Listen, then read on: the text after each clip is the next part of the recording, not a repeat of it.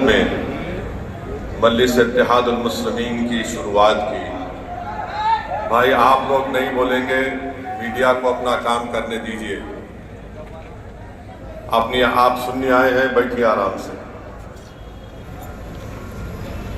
66 سال پہلے عبدالواحد اویسی علیہ الرحمہ نے اور مجلس اتحاد المسلمین کے تمام مرحوم قائدین نے مجلس اتحاد المسلمین کے سیاسی سفر کا آغاز کیا۔ فخر ملت عبدالواحد اویسی علیہ الرحمہ نے مجلس اتحاد المسلمین کا نام مجلس اتحاد المسلمین رکھا۔ عبدالواحد اویسی نے مجلس اتحاد المسلمین کے دستور کو بنایا اور دستور کو تو تم ٹی وی چینل میں بیٹھ کے بولتے ہیں دیوانے سماج اپنے ایمان کا سودا کرنا کر لے، تجھے زمین بیچنا بیچنے میں مسجد کے تو سودا مت کر۔ یہ ویسے لوگ ہیں، نہیں تو یہ کر لو۔ میرے بھائی، متھرا کی جو عیدگاہ ہے 1960s میں مسلمان اور ہندو بھائیوں نے بیٹھ کر تصفیہ کر لیا، ایگریمنٹ کیا، مسلمانوں نے 8 ایکڑ زمین دی اور اس ایگریمنٹ پر سنی وقف بورڈ کی اجازت سے کورٹ میں ایگریمنٹ داخل ہوا۔ ہندو بھائیوں کی طرف سے ایگریمنٹ پہ کون سائن کیا؟ پنڈت مالویہ نے سائن کیا۔ اب یہ آج کل کے یہ جو لوگ ہیں کہ پنڈت مالویہ سے بڑے ہندو ہیں وہ جو بات مسلمان اور ہندوؤں نے بیٹھ کر طے کر لی، ختم کر لیا مسئلے کو، 2023 میں اس کو شروع کر دیا اور بار بار آپ کو بولتے وہ دیکھو کاشی میں اس کا دیکھو کیسا ہے وہ تمہارے دیوانے اس زمانے میں یوزڈ مٹیریل بچاؤ اس کو استعمال کرتے تھے۔ اس سے کیا ثابت کر رہے آپ؟ کیا ثابت کرنا چاہ رہے آپ؟ میں نے جب کہا تھا حیدرآباد میں اپنی مسجدوں کو بچاؤ، اس کو آباد رکھو، تو یہ مجلس کے مخالفین شروع ہو گئے، اویسی دیکھو جذباتی بات کر رہا ہے۔ ارے تمہارے سامنے نظر نہیں آیا دلی کے 600 سال پرانی مسجد کو توڑ دیا گیا، قبرستان جو بازو تھا اس کو توڑ دیا گیا، ایسا توڑے قبرستان کو کہ وہاں کے لوگ بتا رہے کہ خبروں کا کفن نکل کر باہر آ گیا ہڈیوں کے ساتھ۔ یہ ہو رہا ہے، میری بات کو سمجھو، آپ کو اپنی طاقت کو مضبوط کرنا پڑے گا۔ سنہری باغ کی مسجد پارلیمنٹ سے قریب ہے، جب کبھی پارلیمنٹ کا سیشن چلتا ہے، جب وہاں سے پرائم منسٹر کا اگر کانوائے جاتا ہے یا بڑے منسٹر کا جاتا ہے تو اس وقت مسجد میں نماز نہیں ہوتی کہ دوسری عبادت گاہوں کے سامنے سے جب پرائم منسٹر کا کانوائے جاتا ہے تو وہاں پر عبادت گاہ میں عبادت نہیں ہوتی۔ یہ بتانا چاہ رہا ہوں آپ کو میرے بھائی، کیا یہ بھارت میں ایسا ہوگا؟ کتنا نشانہ بنائیں گے ہم کو آپ کو؟ 500 سال پہلے ایسا ہوا، ارے دیوانے پشپمترا سنگا کو کیا بولیں گے؟ کشمیر کے راجا ہرش کو کیا بولیں گے؟ ان سے بھی تو انصاف کرو، پشپمترا سنگا کی بات کرو، راجا ہرش کی بات کرو۔ نہیں، اسد الدین اویسی تم بولو مغلوں کے بارے میں، میں بولوں مغلوں کے بارے میں۔ بریانی غباغب کھاتے وہ کیا ہے؟ ہر چیز میں مذہب کو جوڑ دو، نفرت پھیلاؤ مسلمانوں کے بارے میں، اور مجلس کے مخالفین بھی انہی کے ساتھ ملے ہوئے ہیں۔ مجلس کے مخالفین اس ایجنڈے کو پورا کرنا چاہتے ہیں، چاہے حیدرآباد ہو، اورنگ آباد ہو یا سیمانچل کی رجوع سرزمین۔ اور پھر ایک نیا مسئلہ شروع کرے، غزوہ ہند۔ میرے پاس ایک صاحب آئے تھے، دل کی بھڑاس پوری نکالا ان کے سامنے میں، بولا تو میرے سامنے بیٹھ کر غزوہ ہند کی بات کر رہے؟ میں نے ان سے پوچھا تم کو معلوم مولانا کفایت اللہ کافی کون تھے؟ تو حسب عادت یہ سنگیوں کو کچھ نہیں معلوم۔ بولے کون تھے مولانا؟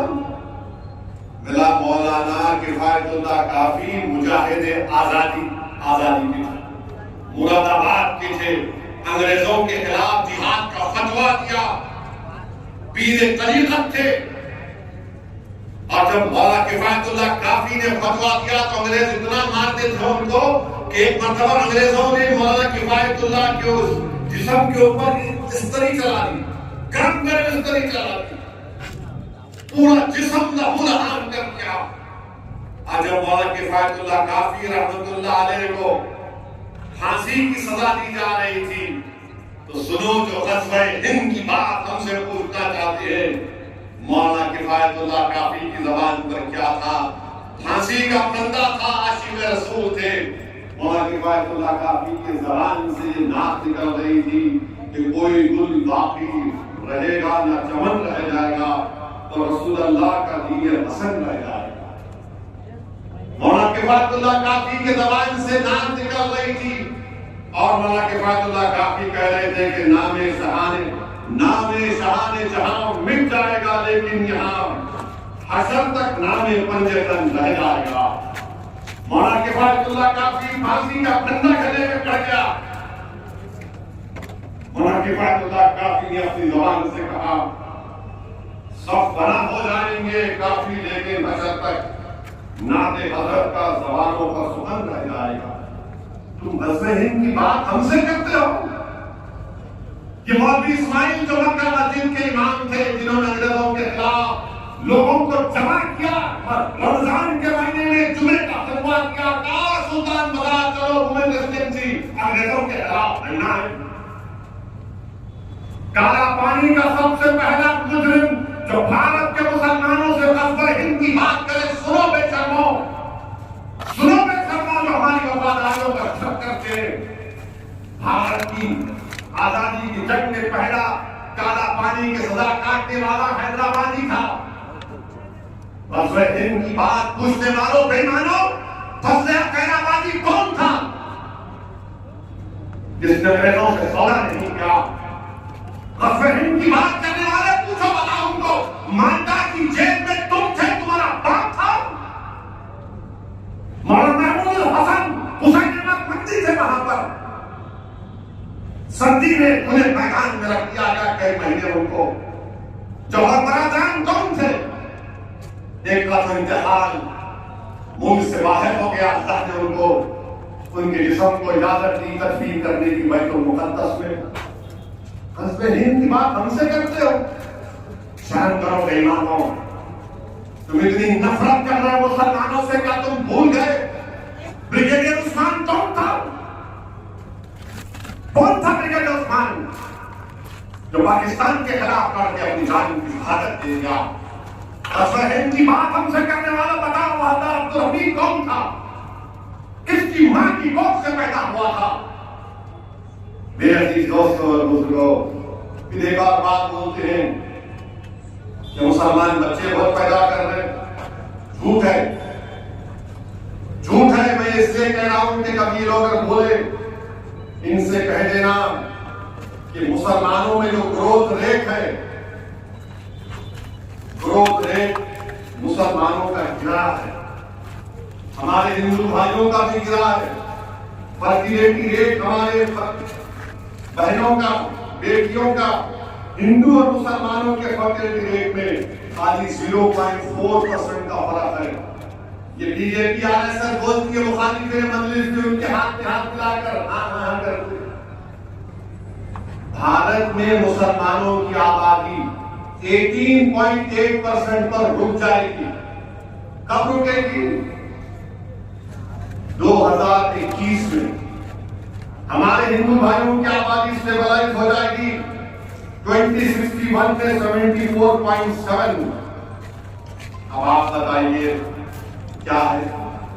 اب پھر لوگ بولتے بچیوں کی شادی، ارے بچیوں کی شادی گورنمنٹ کا ڈیٹا 18 سال میں ہوتی، اور پھر یہ بولیں گے نہیں 2-3 شادی کرتے۔ میرے بھائی گورنمنٹ کا 2006 کا ڈیٹا ہے، ہندو بھائی 1.7، مسلمان 2.5، دونوں کر رہے۔ اب جو کر کے نہیں رکھتے ان کو کیا بولیں گے؟ سمجھے؟ نہیں سمجھے؟ جو کر کے نہیں رکھتے ان کو کیا بولیں گے؟ ان کے بارے میں بات ہی نہیں کرتے، کیونکہ ان کو پپا جی ہے، ہم ملا جی ہیں، اسی لیے ہم بول رہے ہیں کہ یہ جھوٹا پروپیگنڈا ختم کرو B J P R S S والو، یہ چلنے والا نہیں ہے۔ یہ آپ بھارت کے نوجوانوں کو، بھارت کے وزیر اعظم نے ان کو بے روزگاری کا مقدر بنا کر رکھی ہے۔